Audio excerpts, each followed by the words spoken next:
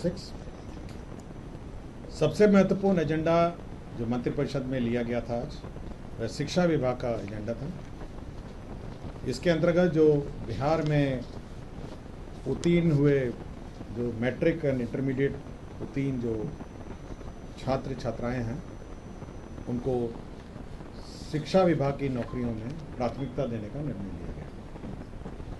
इसके लिए बिहार राज्य विद्यालय अध्यापक नियुक्ति स्थानांतरण अनुशासनिक कार्रवाई में सेवा शर्त संशोधन नियमावली 2025 की स्वीकृति दी गई। इसके अंतर्गत जो प्रावधान किए गए हैं, उसमें विद्यालय अध्यापक के पद पर नियुक्ति हेतु रिक्त पदों का 40% पद बिहार राज्य के अंदर अवस्थित शैक्षणिक संस्थाओं से मैट्रिक अथवा इंटरमीडिएट उत्तीर्ण अभ्यर्थियों से भरा जाएगा, परंतु 40% रिक्तियों के विरुद्ध तदनुसार योग्य अभ्यर्थी उपलब्ध नहीं होने पर शेष रिक्तियां 60% रिक्तियों के लिए अर्हता प्राप्त कोटि के योग्य अभ्यर्थियों द्वारा भरी जा सकेगी। इसका तात्पर्य यह है कि जो राज्य सरकार, जो बिहार राज्य विद्यालय अध्यापक नियुक्ति नियमावली में जो प्रावधान है, पूर्व में 50% जो सीट ऑलरेडी हैं वो विभिन्न जाति आधारित रिजर्वेशंस के लिए आधारित रिजर्वेशन है, जिसमें केवल बिहार के मूल निवासियों को ही आरक्षण का लाभ प्राप्त होता है। तो 50% पहले 100 में 50% ऑलरेडी आरक्षित हो गए। 10% जो आरक्षण है वह आपका इकोनॉमिकली वीकर सेक्शन है, वो भी बिहार के मूल निवासियों के लिए है। अर्थात 60% ऑलरेडी आपका 100 में 60% ऑलरेडी आपके बिहार के निवासियों के लिए आरक्षित है। बच गया जो 40% है, उसमें 35% जो है महिलाओं के लिए, बिहार की महिलाओं के लिए आरक्षित है। तो 60 पहले हो गया, उसके बाद 35, जो 40 का जो 35% है वह भी ऑलरेडी बिहार के मूल निवासियों के लिए आरक्षित है। अब जो बच गया है, मतलब जो 40 में 40 का 35 भाग के बाद जो बचा, जो 65 भाग है 40 वाला, अब उसमें 40% जो रिजर्वेशन है वो बिहार के ऐसे स्टूडेंट जो मैट्रिक और अथवा इंटरमीडिएट पास होंगे उनके लिए अब आरक्षित हो जाएगा। तो मोटा मोटी अगर आप देखेंगे टोटल में ऑलमोस्ट आपका 85% से भी ऊपर, 85% से भी ऊपर जो आरक्षण है अब वो बिहार के मूल निवासियों के लिए आरक्षित हो गया है। कौन सा? हाँ, कैलकुलेशन आपको समझ में आ गया? देखिए, आपका 50% ऑलरेडी आरक्षित हो गया, वो तो मूल निवासी का हो गया। 10% आपका इकोनॉमिकली वीकर सेक्शन के लिए हो गया है। क्लियर हो गया आपको? अब बच गया आपका 40% जो अनारक्षित था पहले। पिछले कैबिनेट में 35% उसका भी आरक्षण में आ गया, महिला आरक्षण, मूल निवासी। तो 40 का 35 कितना हुआ?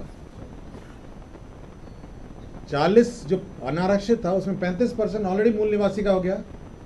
अब बच गया 65। अब उस 65 का 40% ऑलरेडी आप इस प्रावधान के अनुसार अगर वो मैट्रिक और इंटरमीडिएट पास होंगे तभी वो एलिजिबल होंगे। अब बहुत ही छोटी सी संख्या है जो अब पूरे सूची में अब अनारक्षित रहेगी। ये कोई भी बोर्ड होगा, बिहार के कोई भी बोर्ड, ICSE हो सकता है, CBSE हो सकता है, बिहार की शैक्षणिक संस्थाओं में जिन्होंने पास किया हो उन्हीं के लिए। और ये 40% बिल्कुल वर्टिकल है, सभी कैटेगरी में। मतलब अगर आरक्षित भी होगा, SC ST भी होगा, उसका भी 40% और 60% हो गया कि 40% वो होंगे जो यहीं से पास होंगे। हो सकता है कि मूल निवासी हैं लेकिन कहीं अन्य बाहर के बोर्ड से पास होंगे, तो वो 40-60 पूरे अक्रॉस बोर्ड है।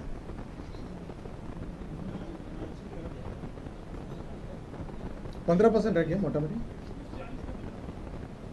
40% आपका अनारक्षित हुआ।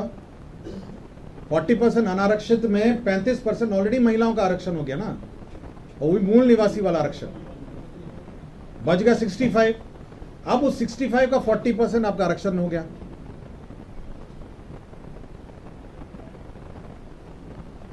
क्लियर हो गया आपको? हाँ मोटा मोटी क्लियर हो गया आपको। मोटा मोटी डोमिसाइल पॉलिसी जो है ओवरऑल लागू हो गई है कि बिहार के मूल निवासियों को ही अब मूल निवासी या फिर जो यहाँ के मैट्रिक और इंटरमीडिएट यहाँ परीक्षा जो पास किए हैं, जो भी 10th एंड 12th उनको मिलेगा। कौन सा? अब मल्टीप्लाई कर लीजिए ना आपको। अगर आप अनारक्षित आपका 40 था, 40 में 35 हो गया आपका आरक्षण, महिला आरक्षण 40 महिला आरक्षण हो गया, 40% में 35% हो गया महिला का आरक्षण, उसमें पुरुष का रह गया 65।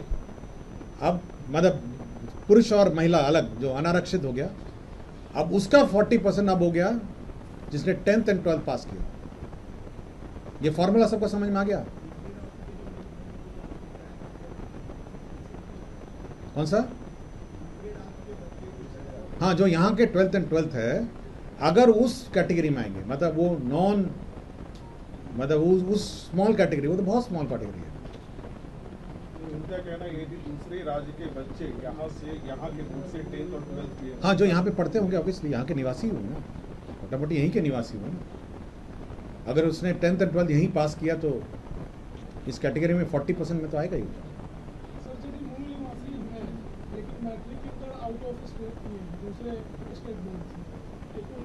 उनके लिए ये नहीं होगा ना, उनके लिए तो हो ही गया। 2 नियमावली हमने पास की नहीं आया को। कार्यालय प्राचार्य जो अनुकंपा और ये सब का था वो तो ऑलरेडी 100% हो गया, और जो विद्यालय में जो क्लर्क्स हैं उसका भी 100%। अब तो शिक्षा भी हो, ये भी हो गया 99% मोटा मोटी। तो 99% अभी लोग जो हैं वो इसमें अब क्वालिफाई हो, और ये TRE 4 से शुरू होगा, मतलब TRE 4 जो परीक्षा है उसमें ये लागू होगा। और पूर्व में माननीय मुख्यमंत्री जी ने ऑलरेडी घोषणा की है कि TRE 5 अगले साल 2026 में होगा, और 2026 में TRE 5 होने के पूर्व STET की जो परीक्षा है वो होगी। इसलिए वैकेंसी जो है हम TRE 4 और TRE 5 का बांट के, हम लोग जितने ओवरऑल वैकेंसी है वो 2 परीक्षाओं में बांट के हम लोग रखेंगे। हाँ, नहीं, TRE 4 2025 में होगा और TRE 5 जो है 2026 में होगा। तो टोटल जो वैकेंसी होगी थोड़ा इसमें होगा और थोड़ा अगला में होगा। क्लियर हो गया आपको सबको? शिक्षा विभाग की नौकरी, बहाली, आरक्षण सब क्लियर हो गया आपको? वो भी इसी में होगा। और किसी को कुछ क्लियर हुआ होगा आपको?